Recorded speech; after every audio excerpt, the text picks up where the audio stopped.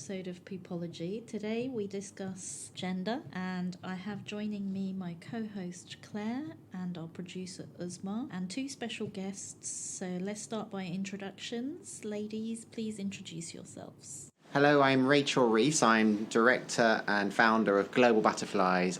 We do trans inclusion work, mainly in the City of London. Hi, my name's Cusdin. I'm a director of Global Butterflies, so I work alongside Rachel in trans inclusion. I also have a day job where I work for Aviva Insurance, so I have two jobs. Yeah. Wow, you're a busy person. Yeah, very busy. Day job, night job. Okay, I call it a tea job. That's a tea job, yeah. It's a day job and a tea job.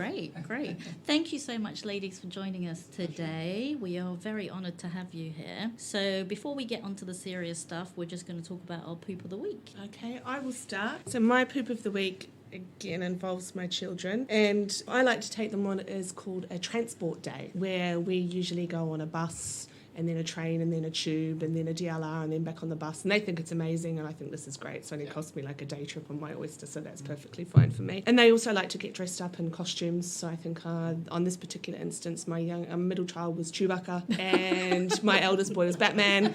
So we travel around on public transport like this, and we got to the end and I said to them, oh, what did you enjoy the most? Did you like the bus? Did you like the tube? Was it the taxi? What did you love? And my eldest said to me, oh, I liked all of it. And I said to my middle boy, what did you like? And he went, I really like yellow. Okay, great. Oh my goodness.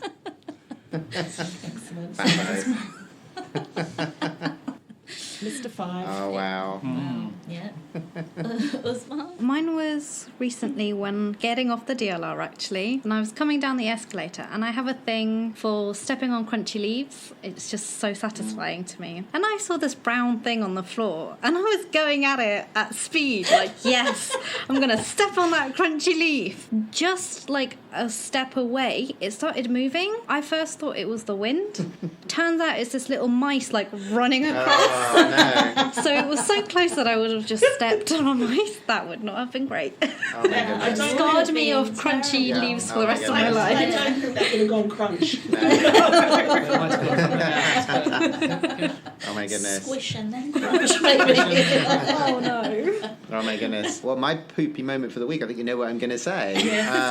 I did a full day at home yesterday in my home office, and I finished about 4:30. I walked up to the house and I thought, oh, I'll make a cup of tea and relax. But I went upstairs just to see how our cat was doing, and I heard a sort of scratching on the wall of the house and the upstairs landing, and I tapped the wall and the plaster fell off and a billion wasps flew into the house and took over the house, and I had to stick an old plastic folder over the hole to stop them taking over. I got stung 12 times by the wasps and felt really poorly, and I'm still not feeling great, but that was my poop of the week. Oh my God, and I had to hoover up about 1 million wasps with my Dyson. So, Were they still alive? they were in the Dyson, Oh yeah. my In fact, we God. put the Dyson in the middle of our garden because we're both too scared to undo the thing and let them out. Because they're going to come back and get you Yeah, after being oh in yeah, they're so revengeful So wasps. annoyed. Yeah, they're very revengeful wasps. Yeah, absolutely. So what's going to happen? How are you going to get the Dyson back? Are you going to have to wear one of those toxic suits to go out? No, I think we're going to be. I mean, it sounds horrible, but they are so fierce. I think they're all quietening down a bit. So I think either they're going to, go somewhere and die sadly. But I'm not a revengeful person. But they stung me 12 times. So there are another 2 billion in the wall of our house humming away. Luckily, a friend came along and nailed a piece of plywood over the hole. But we can hear them. That's the thing. When we walk through the landing, you can feel the hum in the wall. So it's like a nightmare. Yeah. I think It's like a Hitchcock film. I think I will probably have a nightmare about this Yeah. tonight. Yeah, I'm having. I didn't sleep last night. I kept thinking, is that a wasp? Is that a wasp in my room? Is that hole? And is the humming noise making a pattern? There's a humming noise, like a sort of droning Is it noise. sending you a message? It's we're gonna get you. Rachel. We're gonna get you. Rachel. I need another Dyson. Dyson Mark II, the Revenge. The big one. How about you, Emma? So I'm going to pick up a little bit on the mouse theme. It's my poop of the week. So we do have a cat who is a lovely 12-year-old black cat who has decided that what I really need at about 4 o'clock in the morning is a mouse dropped on my bed. Oh, but that's a present. I know. It is. he's gone one further and said, "This isn't a dead mouse. This is a." I've heard the yelp and at 4:00 in the morning. So my poopy moment was scrabbling around about 4:00 in the morning, trying to catch a live mouse. Running around. We live in an oast house, so the rooms are round, so the mouse goes round and round and round the outside. God. So What you need is an Uzma in the corner of the room waiting to crunch. Just trying to crunch it. We did have a mouse Yeah. come live in our house as well because we've got a cat. Yeah. And my reaction was jump on the sofa and scream for my mum. So Yeah. I'm not sure I would be great We've had help. one of those presents as Oh, well. 4 in the morning, no. But knowing that I have to get up about 5:15 in the morning, and we have a box. A special box. Mouse which- removal system. which we throw over the mouse if we Slide the lid underneath it. He did it a couple of weeks ago. He brought a mouse in. We were relaxing in the evening. He dropped it in the middle of the living room and it just ran out. And Emma removed it. And we sat down after about an hour of trying to catch this. And we sat down and he then dragged a bat in, which then flew all over the living room. Yeah. How did you even a bat. catch a bat? I think With it was just sitting on the floor. It was sitting on. I used the It's same quite lazy. system. It's The quite mouse lazy. removal system worked for the bat. So we've got bats in our attic. With the mice, it's the scurrying. I don't like all that scurrying. And I it's don't mind the awful. squirrel. Yeah. Oh no, we get mice because we've got 3 kids and they just leave food all over the place, and Yeah. we get mice all the time. And we didn't want to have mouse traps because of their little fingers and things, so we're trying to find a system that we can use. And my husband bought this humane Mouse trap. Oh, yeah. which is like a plastic tube, and you put Nutella. And Oh. Wow. we caught the 3-year-old with Oh his my hand in the mouse trap, trying to get the Nutella Oh, to fabulous. eat it. I'm like, come on, let's go to the cupboard and get something. Stop eating the mouse trap food. Oh, we've caught Campbell. Humanely. Oh man. Okay, so my poo-poo moment is actually also a tube story by chance. You would think that we coordinated this, but we didn't. So a couple of weeks back, I got on the tube. It was really, really busy. And, you know, it's no secret I'm a bit overweight. And we've discussed FOTS quite a lot before. We've talked about gas quite a lot. And recently I've discovered I'm slightly gluten intolerant. So if I eat anything with gluten, and sometimes I'm not aware that there's gluten in it, you know, I do swell up, you know, look a little bit more overweight than I do normally. So this young man kindly stood up to give me a seat. He obviously thought I was pregnant. But you know what? Instead of being terrified, I actually took the seat because I thought, great, I get to sit all the way home. Right, I was in Hendon, so it was quite a long journey home. So I sat down nicely and comfortably. And then the following day, I got on the train to go somewhere else, and it was really packed again. And I thought, you know what? That trick yesterday was really good. Now, the problem is I don't have any gas right now, so I'm not quite sure what to do. So I just put my hand behind my back, you know, and one hand on my stomach. You And did just kind of my popped out a goodness. little bit, and someone else stood up to give me a seat. I was like, Oh no. lovely, thank you very much.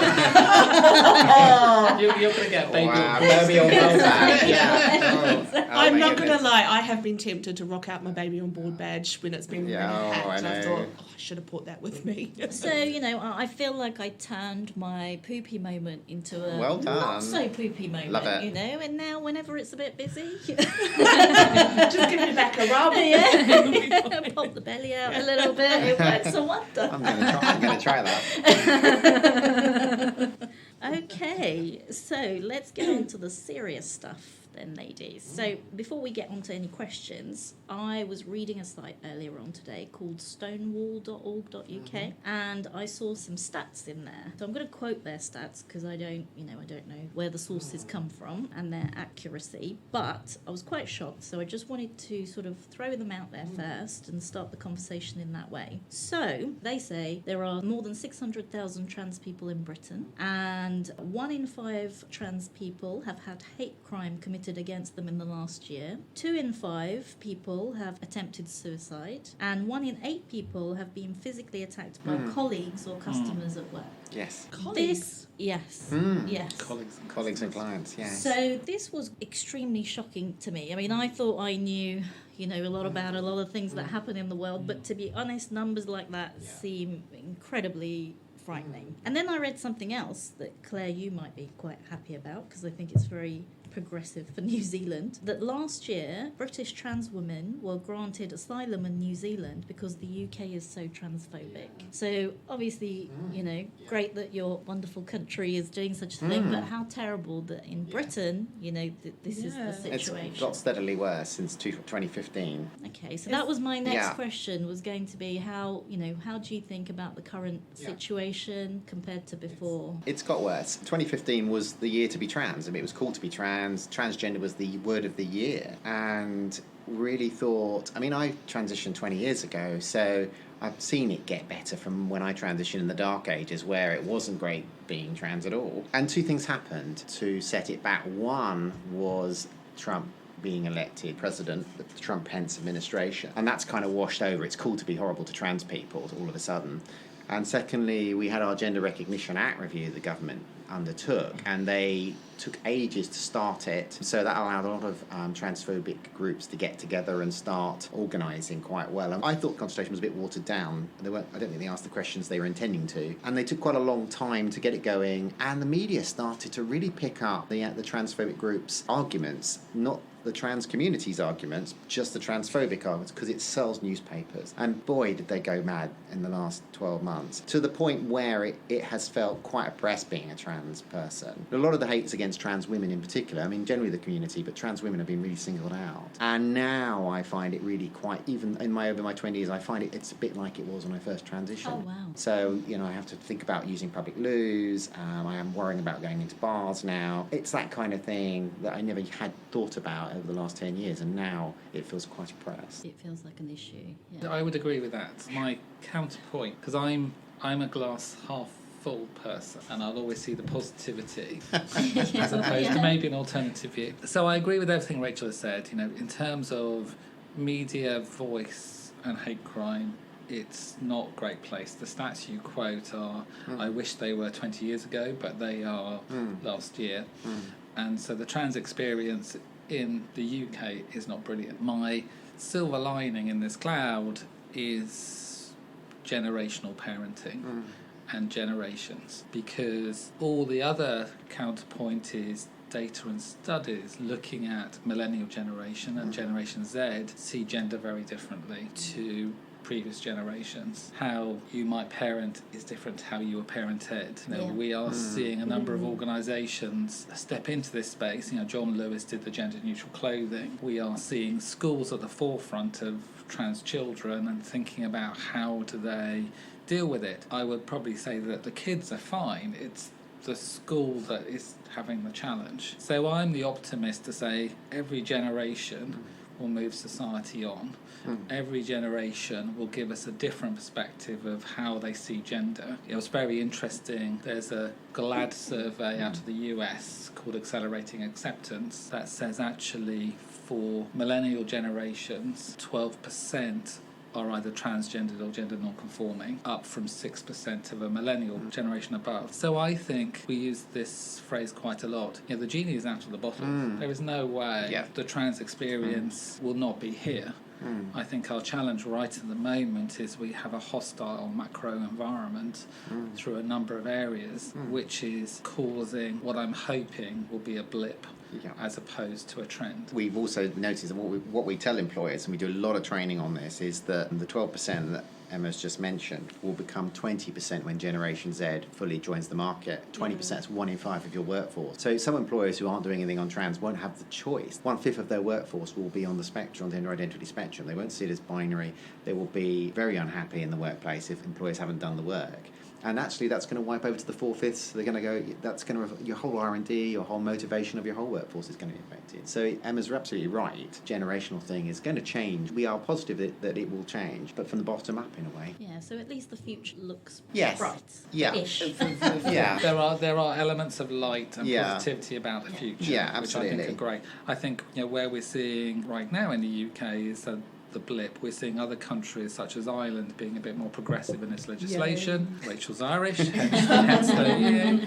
We are seeing, weirdly, positivity across Europe with the EU of countries moving their legislation forward. So I think there is some brightness in there. However, the overarching message for me is a dark message. It's still dark. There is an element of light. Yes. It is still dark. But we're hoping that light slowly gets brighter. Where do you think the hate comes from? Because as children are so honest and raw and open. They don't naturally have hate. No. So that They has kind to... of don't even see race or gender No, or they religion don't. clearly on their own account, you know. So my eldest boy was doing, I think they had Black History Month at school, and he came home and he was asking, what colour am I? And I said to him, well, we're what is technically referred to as white. And he looked at me and he went, you're not very good at your colours, mummy. We look a bit peach, I think. To them... I love that story. To them, I love that. Like you have to teach them. Yes. I think people like structure, and, you know, they like man, woman, they like these pink and blue. Society is structured. You go into shops, girls' stuff is pink, boys' stuff is blue. It's changing a little bit now, but people like structure, and you notice people get very angry when somebody moves out of that structure into the spectrum. People start to get very uncomfortable when you start talking about something that they don't understand, or it doesn't fit their view on the world. And that's where I think it comes from. People fear what they don't understand, and therefore are threatened by it. And it's amazing where that fear can generate into. And in one way, trans people are one of the most marginalised people in society in terms of access to healthcare here in the UK, long waiting lists. Society outside of some of our bigger cities really struggling to understand what the experience is, parental and social environment that's not very embracing. I don't agree with it, but I think the way that we counter that is through some awareness, education, telling stories, doing something like this, saying actually trans people are normal people. We have the same hopes, fears and dreams as everybody else. We want to be members of society just like everybody else. We want to contribute. There's actually nothing to feel fearful. In fact, there's a lot to celebrate. I think all discrimination to a certain extent is that, though, isn't it? It's fear of something you don't actually fully understand. So going back to the US conversation, so what do you think about what's happening in the US and what's happening under the Trump administration specifically? You touched upon that. Well, I think, obviously his base is very right-wing and religious, and I think he has to play to that anti-LGBT focus of his administration. And he's been very subtle. So obviously we teach this in firms, the difference between your sex observed at birth, and your gender identity. And your gender identity is your programming. So I'm a woman because my programming is my operating system, as I sometimes use, is that I'm a woman. But the way that Trump is doing that, he's removing gender identity from all the administration systems, so it's only based on your observed sex. By doing that, trans people can't register or get jobs in a government administration, and also can't serve in the military. So there's a whole load of ways of removing gender identity. That's not a thing in Trump's view. It's just your birth sex. That's all that matters. And of course that will eradicate a big chunk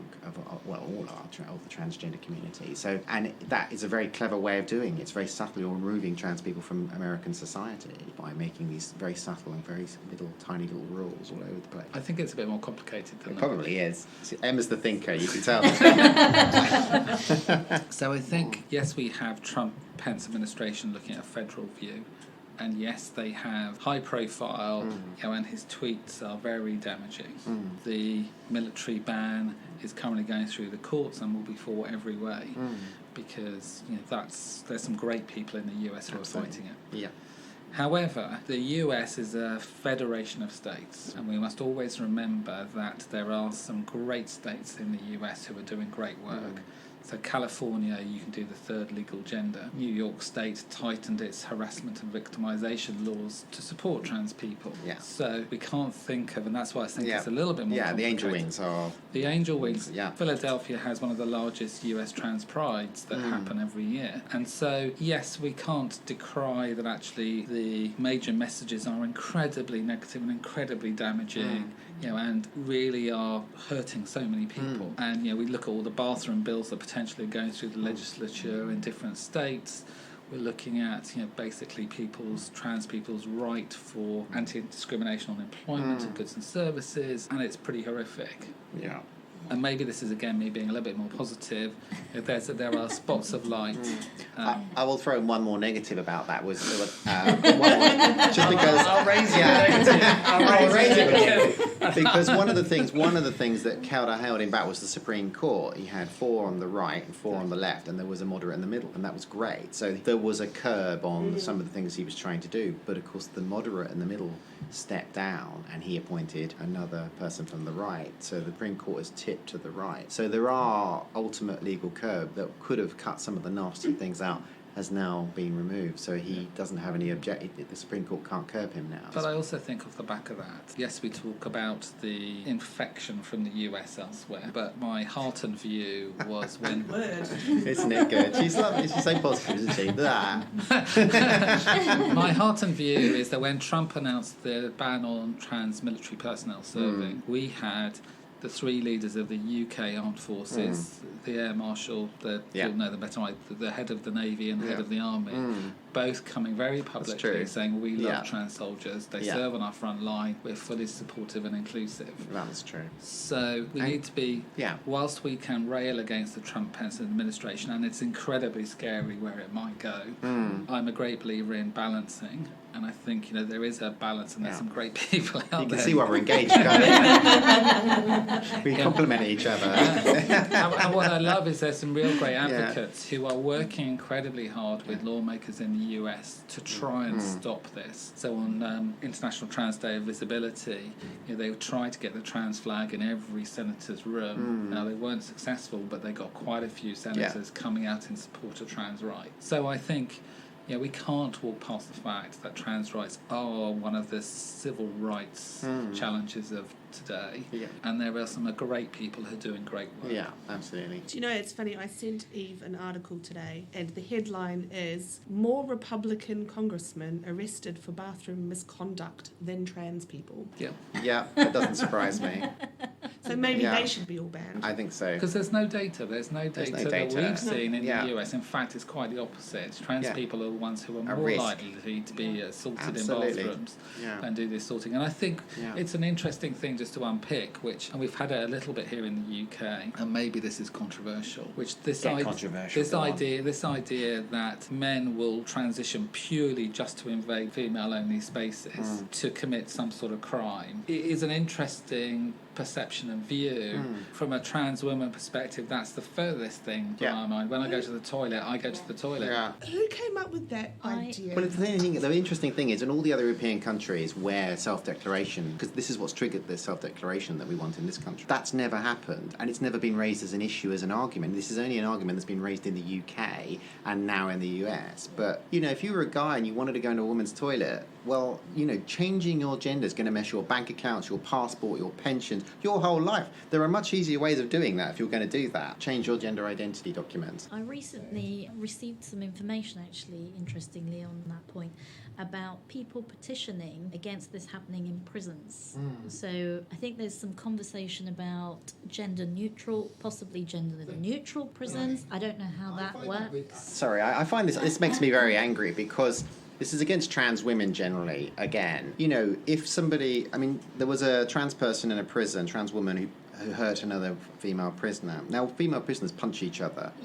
Now, if you're a black person in a prison and you punch a black person, they don't put you in a special segregated wing for black people. But this is what they're going to do for trans people. So a trans person assaults somebody that's not trans, we need to put the trans person in a special wing. And we're talking about hospitals now, access to hospitals, lose female-only applications for jobs, and now sport. So we are, it seems to be about trans women always, that all these conditions are getting thrown at us that have never been issues for the last 20 years. But it comes to me down to some of our binary legacy thinking that actually, and trans people fall out of that binary legacy thinking. So we think about prisons being male and female. That's right, yeah. Anybody who doesn't fit into that genetic binary thinking must equally be difficult, so we need to do something special. So we look at sport as well, and that's probably another rich subject to explore.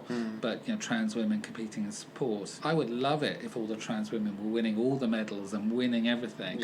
But the fact is we're not, and yet we get into this big discussion around the ability, and this is what it is, the pure ability for people to compete in sport. Yeah, I read also something about women's refuges. You know, what happens in that situation. There's obviously some arguments against that. There's some arguments pro it. You know, there's a lot of domestic abuse refuges and stuff like that. And my mum actually works for a special sort of section of the NHS that deals with domestic abuse. And her take on it is that there are more trans and gay domestic abuse victims than there actually are, you know, Abusers. Yeah. You know, that's another interesting subject. How do you deal? I can't. There are protections in the Equality Act, so a refuge can turn a trans person away if somebody's perceived to be at risk. But in our experience, that doesn't happen. That trans women in particular, will get access to those because they're not putting anybody at risk. They're the ones, as you just said, are at risk and have been abused. So although the papers would have you saying, putting everybody else at risk, that doesn't happen.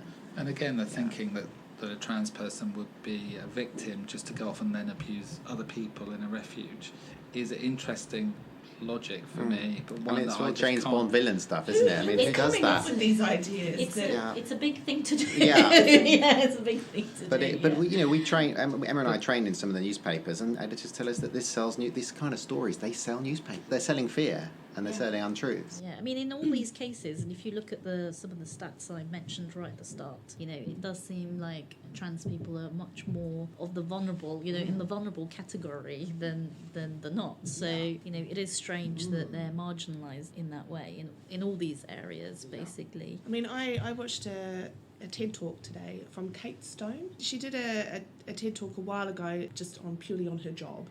And her second TED Talk was about when she had a really awful accident. She was gorged by a stag just while she was out on a walk. And she got put into this coma, and it was all these awful, surgeries that she had to have. And when she woke up, the newspapers decided to take control of the story, and they had... You can imagine all these horrific headlines that they had, all of these really, trans sex person gets gorged by a deer, all of these awful headlines. Her way of fighting back was to write really lovely, kind letters to all of the newspapers, speak to them. They issued an apology in the newspapers, they printed it, and they've now invited her. She's now part of a committee that regulates the press. And she's one of only 3 members of the public that are able to do that. And she ended her TED Talk by saying, "Beware of your inner bigot and make friends with your enemies." I like that. That's lovely. That was really cool. Yeah. That was really cool. But it was about her taking her power back. Yeah. Absolutely. That's gorgeous. I love that story. Yeah. And it's very true because I could be the first person on Mars. Who knows? But they'll say transgender astronaut. Why is that relevant? Just astronaut, female astronaut, woman, whatever. But they'll put that, they quite often state that in, gay lawyer or gay black lawyer. Why is that relevant to the work that you've just done, your successes? But that's what the press love to do. Yeah. Do you think also there's an element of, because people are not quite sure, so last year during Pride, Usma was reading the LGBTQ plus website to us. There was a long list of different ways of identifying your gender. Some of them, even we hadn't heard of. And we were kind of like, what is this? What is that? What does that mean?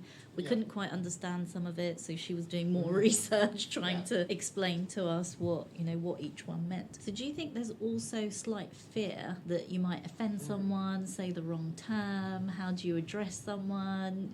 What is the... Again, we do a lot of this in our training. I mean, there are, I think we can count probably 150 gender identity expressions right now. And it's wonderful. The Millennial and Generation Z generation are coming up with fantastic ways to describe themselves, and I think that's marvellous, and I think that's great. But the companies that we train with, they will draft a policy, transitioning policy, and it will have 50 pages of language and 1 page of policy. And we will say, look, don't start with the language. I mean, I would start with my name first and maybe my pronouns and get to know me a bit. And I might, you're getting to know me, you might know what my gender identity is. But what is gender identity? How somebody describes themselves in our space, can mean a different thing to a different person in our space. So Emma and I talk about trans language a lot, and her definition of maybe gender fluidity or trans and feminine is slightly different to mine. And so if we're not agreeing that language, I mean, we use the asterisk on trans sometimes, and a lot of people don't like the asterisk, and some people argue what the asterisk means. So we're a kind of a warring tribe on our own language. We always train our ally on LGBT next. Use my name, use my pronouns. You know what? When you get to know me, I might tell you what my gender identity is, and you'll get and what that means to me.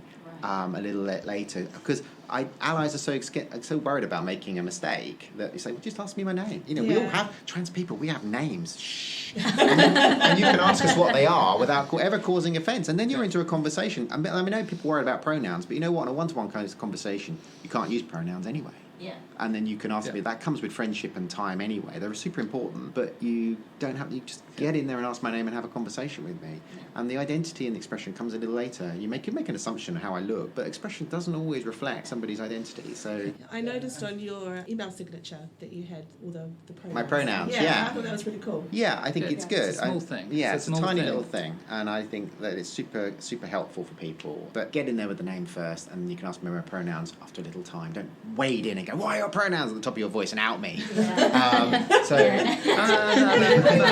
Who would even do that? Well, that happens. That happens a lot. That does happen. Quite a lot, yeah. Really? It does happen. And would they be confused? we love your confusion, which is brilliant. But actually, for some people or a lot of people we train, especially in some of the bigger corporates, they've never met a trans person. Ever. Their exposure to LGBT plus community is really limited. And so, sometimes if we're meeting people for the first time, and we have this sort of saying that all the safeties seem to come off. You get asked all these questions, which is out of sort of positive intent to learn and curiosity. It's true. But we also say, if you want to ask me personal questions, then ask if it's okay to ask personal questions. Yeah, so we hit you off at the pass. Just don't steam in, and some people do, and it's amazing where people go really quickly. What's that saying you say in the training? Or don't steam in like you're a person who's never interacted with other human beings ever before. Because we are all human. We all have our own uniqueness and our history and our own things that are important to us. Yeah. So, if I'm your friend, I'm your friend, and we might have a different conversation. If we've only just met, then we've only just met, just like you would anybody else. So, it comes back down to trans people just being like everybody else. Yeah. But, people seem to get wrapped up into language, and am I saying the right thing? Well, there's a human being in front of you. Treat them like anybody else. Ask them their name. If you want to be really respectful, give your name and your pronouns and see what happens. Absolutely, yeah. How they self-identify is how they self-identify, not that you need to understand it. But if you're unsure, ask them what they mean and just have that conversation. Can you tell us a little bit more about Global Butterflies? So I'm intrigued as a business owner myself about how businesses can be more trans inclusive. Yeah. So can you give us, some information about what you guys do? And so Global Butterflies came out of, I worked in the legal profession for a very long time. I trained as a solicitor in the 90s and I couldn't get a job as a trans woman. So I joined the College of Law in male expression. I went in by Trojan horse. Once I got the job, then I went, hey, I'd like to transition, please. And I was in, and I transitioned there. But I couldn't get that training contract and become a solicitor, so I worked. Because they handled it very well. It's before Ally Networks and the Equality Act and Gender Recognition Act and policies. And they just did a great job. And I always say, it always comes down to respect, communication, and a bit of project planning. And they did a really good job. And I worked there for 15 years, and it would be my best self. And I rose up to production director of the university. But the organisation was bought by a Russian company, and I felt, and it was my perception, it may not have been real, I don't know, but I didn't feel that I fitted into that organisation anymore, so I left. And I thought, wow, that's twice that I've come up against the legal profession. And I also applied for to be a magistrate, and during that process I had a massive transphobic incident, and I dropped out of the process. So I thought, wow, the legal profession really sucks at being trans-inclusive. And I decided that that's what I would do. I went off to Canada, sat by a lake for a month, and decided that I'd come back and set up a company that did trans-inclusion training in the legal profession. And I just started with general awareness. We started with a little 101 course that I wrote. And then I realised that there were different audiences within the organisation, and we spread to training HR teams, LGBT network teams, ally networks, doing their policy work, helping them get healthcare. It grew very quickly, and the legal profession really embraced it. I was so surprised. So many of the law firms. And that's how Global Butterflies got sort of started in a bedroom, and now we have a proper office, and there are 4 of us now in the business now going out. We train not just in the legal sector, we do banks and insurers and car rental companies, and we have spread out. And we've really seen a thirst for this knowledge of companies trying to be trans-inclusive, when we've never been busier. And how, as a business, can you kind of let people know that your doors are open as such? How do people know that they can even apply, that they would be welcome somewhere? Because I suspect that a lot of the time when you're making job applications, there's a bit of fear. Yes. There is, and I think, so for me there's a couple of things, which is one, what's your trans brand? So what are you doing at your external voice to attract people in? So I would say most people, when they want to come work, they want to be safe, secure and be valued, just like anybody else. But I'd also suggest for trans people that's heightened. So they want to know that you're okay with them being trans. So you need to get out into the market and do something. People aren't just going to come by, because what we've increasingly found is that in order to meet those requirements, people do their research. So they'll be on social media, they'll be on Twitter, they'll be looking at your webpage, they'll be looking at things that you are putting out to the market that will either show you're supportive or show you're silent. So I think there's some really simple things around that, and we saw in the height of the Gender Recognition Act consultation, a number of firms tweet on Twitter their support for the changes. Really great stuff. Marching in Pride is a good thing, or supporting Pride. There's some days throughout the year where you can show. So there's International Transgender Day of Visibility at the end of March. There's also Trans Day of Remembrance in November, which are two great opportunities for people to say, look, we've thought about it. And then I think there's the practical stuff, so which is, if people have got application forms, have we only got two genders on? In terms of titling, do we include a gender neutral title or no title? Title's not important. And so it's a combination of both a process, training and the welcome people get, and the trans brand. So when people rock up to their offices, and we often see this, our first point is the first people we meet, how do they respond? And in larger offices, that's going to be your security guards or your receptionists. In your smaller offices, it's going to be the people who are meeting you. And if people take a step back, or if they're a bit unsure, or they don't greet you, it sends a message that you're already starting to get a vibe. And for me, the reflection is, I've had two roles, big roles, having post-transitioned. In one organisation, I came out as trans in the interview because I felt safe. And the other one I didn't. And it's not hard, even for me, you just look me up and you'll find me. So as an activist and somebody who's high profile, that was really interesting reflection for me, which is, so what was it about one that worked and the other one didn't? And if I feel that, then I'm fairly sure other applicants would feel that too. Exactly. When you see our faces coming back at us from an organisation, we often, when we're training with, sometimes we spend some time training between the management and do the HR team, we do the security guard and reception, and we do everything, and the firm often says, but no, we're not getting anybody transitioning and we're not getting anybody applying who's trans or, from the trans community.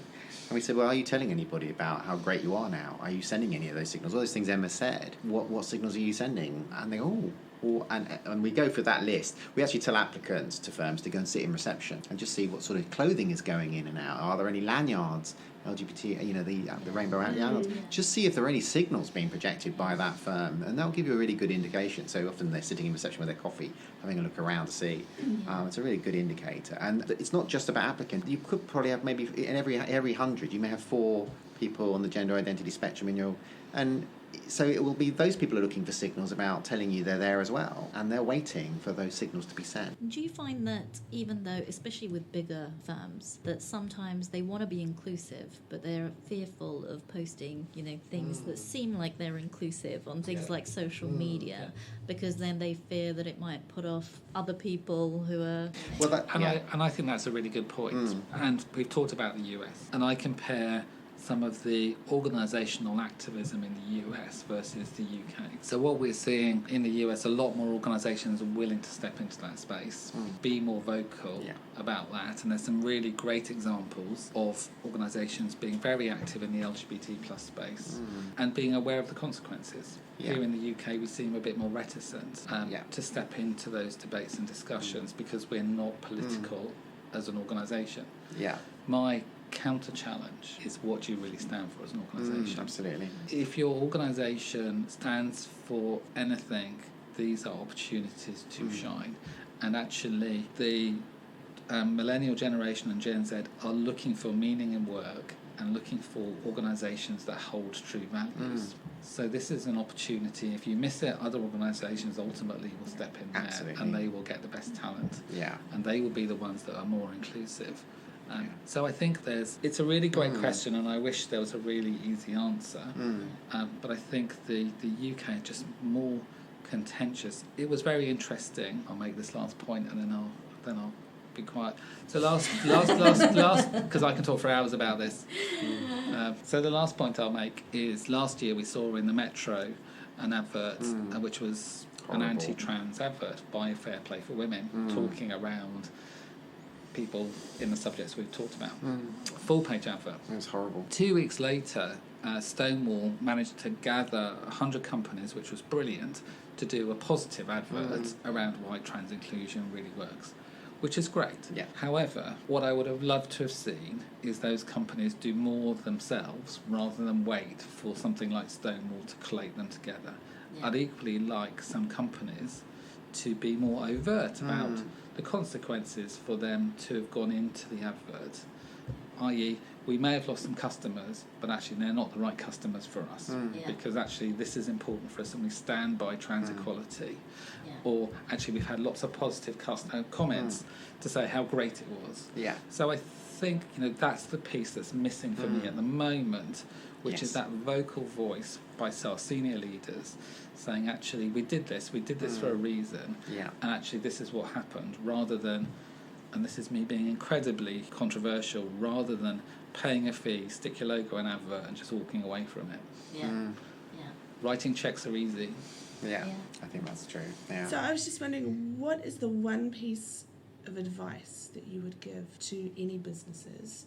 And then I also want to flip that on its head. What's the one piece of advice that you would give to your younger self? Well, businesses be trans inclusive because trans employees are brilliant. We are project managers, we are researchers, statistics say that we're highly educated. We make great employees and we're very loyal. Why wouldn't you want us on your workforce? So get the trans inclusion right and get us in there. And I would build off that and say, embrace being inclusive, including trans inclusive. Yeah. Because if you miss it, you're going to miss out of 12% of the talent, 12% of customers, 12% of revenue, which is going to 20. Because they will go somewhere else, and absolutely. that 12 will turn into 20. 20. So if you want to ignore it, fine, but there are people out there who are not going to ignore that, and they will embrace it, and they will be the people who will attract not only trans people, but a more inclusive workforce. Yeah. Fully more inclusive workforce, because by embracing trans, you can understand that actually many things on many levels, and it forces you to rethink some binary thinking in all of your workplaces. So I would argue, as you would expect me to do, which is I don't think you have a choice. No. You do have a choice, but you ignore it at your peril. Yeah. I mean, I think that's a very good point, because if you do want to be inclusive and you want to attract other people who are also like-minded and hold the same ethics as your business, surely you want to be kind of loud and proud about it and not care that you might lose, some employees or customers, because do you really want them? Do you really want people like that in your workforce? If you talk about the 12%, and what Eve is saying and what you've just said there, Emma, about making an inclusive environment for everybody, then you've maybe got another 15% over here of returning mums, and then you've got another percent. Absolutely. If you start missing out on all those little percentages, maybe you've missed out on 60% of the workforce because you haven't created this inclusive environment for everybody. Yeah. Absolutely. I think having a workforce like that, you get better motivation, better R&D. You get great ideas from your workforce. What a lovely place to work if they could get that right. And I think some organisations see it as a trade-off. Yeah. Which is, we do trans, but we're going to stop doing this, or we're going to do families and parental, but we're going to stop doing LGBT plus. Yeah. Inclusion doesn't work that way, and employees will see through that really quickly. Absolutely, and we tell employers when doing our training, we're not just trans. It's not my day job being trans. It's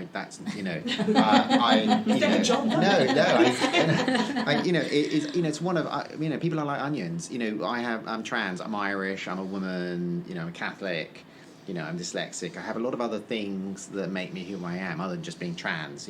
So. We try to talk about the layers and intersectionality of trans people and every other characteristic in the workforce. We're not just one thing.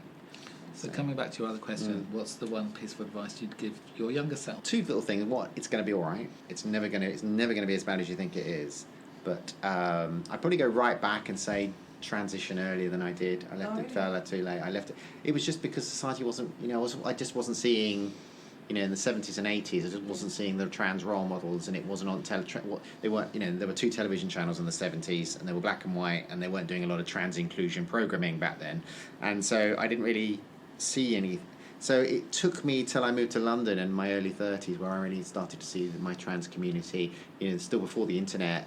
So I was meeting my community in the clubs and bars in London, and that's when I found out who I was. And I wish I'd go back and go, you know what, go back, just get on with it.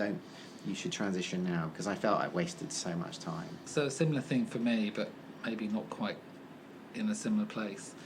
So one piece of advice would embrace it earlier.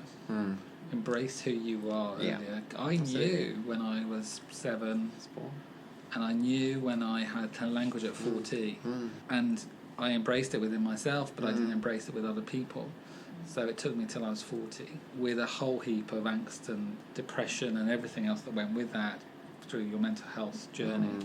So my one piece of advice is embrace it early. And I think what I love about now is people are embracing it earlier. Yeah. The average age of transition in the UK is coming down and will continue to come down. We are seeing some amazing self-identification with trans youth. They are really just pushing our boundaries on every element, and I think that's a huge beauty. And so I think all those things are really coming together with the positivity of the piece of light in what is quite at the moment quite a dark place. Yeah. I do have another question, but I'm not. Uh-oh. So Run, Forrest, run! So last time Rachel and I met, and we discussed those external groups that you're talking about that have a little bit of hate towards transgender women, etc. And there was a few high-profile people that are involved in that. So I was just wondering, what does the word feminism mean to you? Wow. That's a very or is that too very deep? good No, one. not at all. I mean, Good one. I looked to my sister and her partner are feminists. They were fighting for women's rights back in the day. They were at Green and Common, chained to fences during the that period. And they were hard fought rights. They had to be. I just don't see. So feminism is really important, and those battles still need to be fought. There's still a glass ceiling in lots of organisations. All I would say is that trans women don't take anything away from that.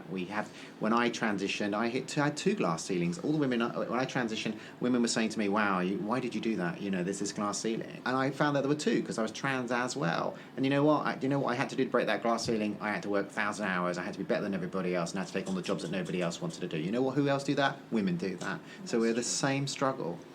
Yeah, and I would add to that. I think it's around trans women adding to that power rather than excluding them. Exactly, yeah. I think, for me, I'd agree, there is still more to do for the battle for women's rights. We don't see enough senior women in large organisations. We don't see enough senior women across the board in society. And there's still so much more to do. And so, absolutely, I'm a very proud feminist. I want that battle to be won. And I think as a trans woman, we can add to that. Yes. I would also agree with Rachel. I think there is a trans ceiling as well, which my hypothesis is that it's older trans women who've had to fight and battle are still faced with that. Yes. The younger trans people, because they get medical intervention earlier, they get more parental support, and as a result, that ceiling is still there, but to a lesser extent. Yeah. Right. Yeah. Just think how powerful we could be if we all came together. Well, we are together right now. Right now, which is great. Sitting in the office full of other women. I know. So great. Okay. When you mentioned New Zealand, I was like, I'm pretty sure I remember a while back there is an openly transgender mayor in New Zealand, Georgina Bayer. And I remembered, and I couldn't remember her name. I was like, that's pretty cool. And I don't know how long she's been in government for, but I think it's been a while. There's a mayor in New Zealand called Rachel Reese, and she gets more hits. She gets more hits. If I Google her, she's always beats me on all the Google searches. She's right above everything. Mayor Rachel Reese, she does really well. Really? Much better hits than I get. I googled you earlier and I got you at the top. So wow, that's good. that might have changed. That might have changed. That might have changed. But I think on that, it's a really good point, and we could talk for a long time about this. and Rachel knows it's one of my little pet subjects, but the T map of the world is a very different map of the world to the L, the B or the G map of the world. You know, and still there is more to do, and there's some great countries like New Zealand who are doing great work, but there's far more to do to really give the civil rights that we've talked about, mainly in the US, but elsewhere. Yeah, I'm a trustee of a charity called Give Out, which is an LGBT plus charity, and we fund LGBT organisations in countries where it's illegal to be LGBT. And I'm a big believer in you taking the war to the enemy, because it can only be better here if you're taking the war abroad, taking out, so I love the fact that we are fighting for rights in other jurisdictions, because it just helps flow the love outwards and not back. And we can't afford to stop fighting, because you see what happened in the US. If you stop fighting, the pendulum can swing. So we're always going to be, hopefully moving forward. So I love working and doing that kind of work, because it's just a passion. Maybe in 100 years' time we will look back. You know how we look back now at crazy laws that they had in the 1700s? Oh, without a doubt. And we will look back and go, it was illegal to be trans? What are they talking about? Absolutely. Well, It's illegal to throw, bombs and all that kind of stuff. They go back in the 1700s. I just think the gender will be so fluid that the binary part will be almost eroded, and it will just be there's the spectrum and people are on it, and I think that will be wonderful. Lovely, great. Thank you so much, ladies, for Thank joining you. us It's today. a pleasure. We're honoured to have you here, and this has been a thoroughly interesting conversation. Yes. And thank you very much for joining us today, and please tune back in next Monday for the next episode of Poopology.